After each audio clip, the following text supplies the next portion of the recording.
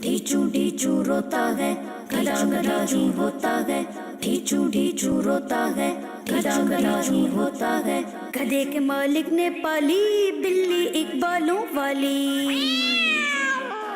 गधा गधा ही होता है, गधे के मालिक ने पाली बिल्ली एक बालों वाली। हाथ से खाना खिलाता था, गोद में उसको सुलाता था। बिल्ली साथ में चलती थी जहाँ जहाँ वो जाता था।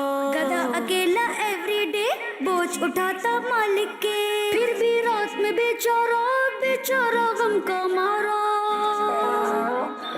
घर के बाहर खूंटे से बंद कर खाता था चारा। गधे ने एक दिन ये सोचा, आखिर मेरी क्या है खता। बिल्ली सबको भाती है, सोती है और खाती है। सारा काम मैं करता हूँ, वो तो बस इतराती है।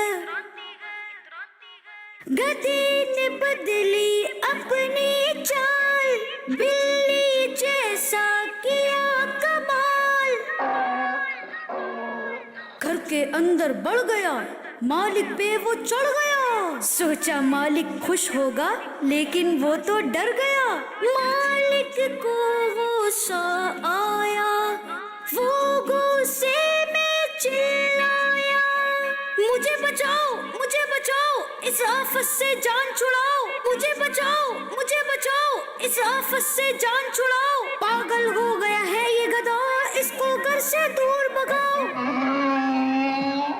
गधा वहाँ से भाग गया, रोते हुए ये कहने लगा, हसद जलन की मिली सजा, मैं पहले ही अच्छा था।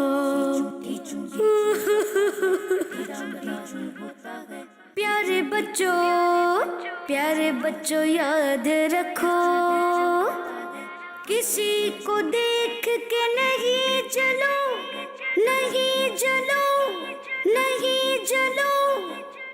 इस कहानी से सबक मिला कि हसद करना यानी किसी से जेलस होना बहुत ही बुरी बात है, क्योंकि इसमें हम किसी को मिलने वाली नेमत पर गम और गुस्से में आ जाते हैं और दूसरों को मिलने वाली नेमत के छीन जाने या खत्म हो जाने की तमन्ना करते हैं। ये इतनी बुरी सोच है कि हमारे प्यारे नबी सल्लल्लाहु अलैहि वसल्लम फरमाते हैं, हसद करने वाले का मुझसे कोई ताल्लुक नहीं और ना ही मेरा उससे कोई ताल्लुक है।